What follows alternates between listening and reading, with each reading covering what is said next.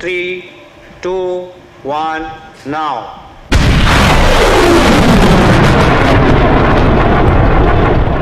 A missile is fired. It's not from a fighter jet, it's not from a warship. It's from a truck, hundreds of kilometers away, and it's coming down at several times the speed of sound. For decades, the story of war was about who could hit harder. Now it's about who can see the threat first and stop it before it lands. And this week, India just tested a piece of the puzzle that could decide whether it can do exactly that. It's called Project Kusha. Some are already calling it India's own S-400. But that comparison undersells what's actually being built. This isn't just a missile. It's the opening chapter of a national shield. Hello and welcome to Defense HQ, and I am Divya Kochar. To understand why India is racing to build this system, you have to look at what's already happened elsewhere. In West Asia, missiles and drone attacks on Saudi Arabia and the UAE didn't just make headlines. They exposed cracks in some of the most expensive air defense systems on the planet. Americans supplied Patriot batteries and the THAAD system.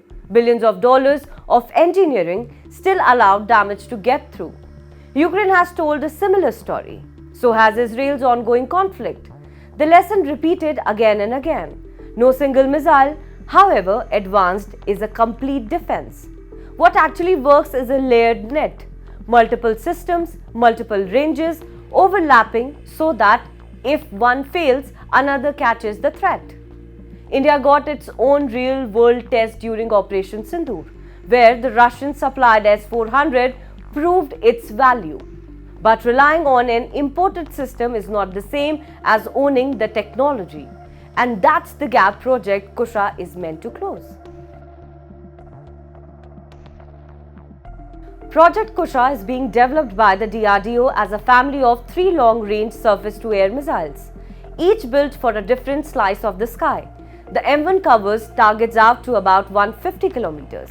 The M2 stretches that reach to 250 kilometers, and the M3 pushes furthest to 350 kilometers.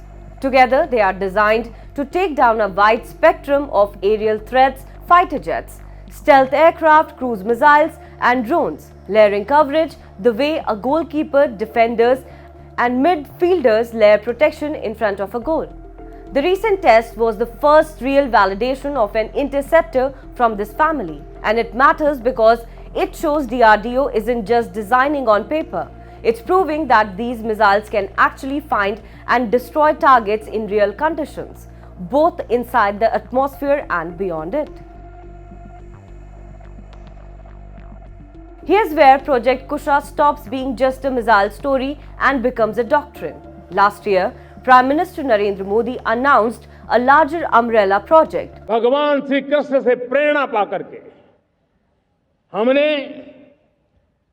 Shri Krishna का जो सुदर्शन चक्र था, उस सुदर्शन चक्र की राह को चुना है.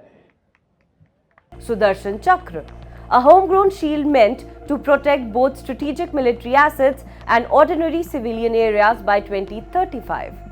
Project Kusha is one pillar of it. Alongside it sits a separate, dedicated ballistic missile defense shield, built specifically to counter the kind of threat cruise missiles and drones can't replicate. Missiles that arc up out of the atmosphere and come screaming back down.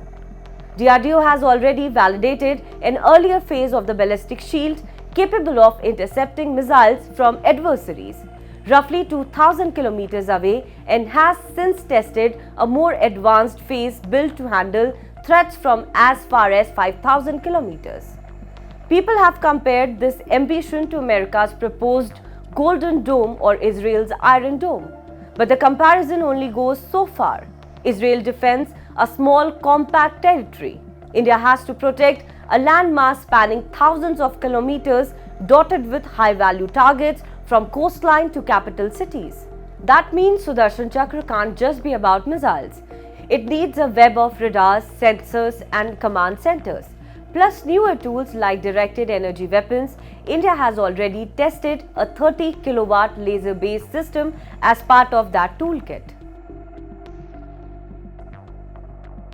Here's the uncomfortable truth defense planners already know. Building powerful individual weapons is the easy part, making them talk to each other.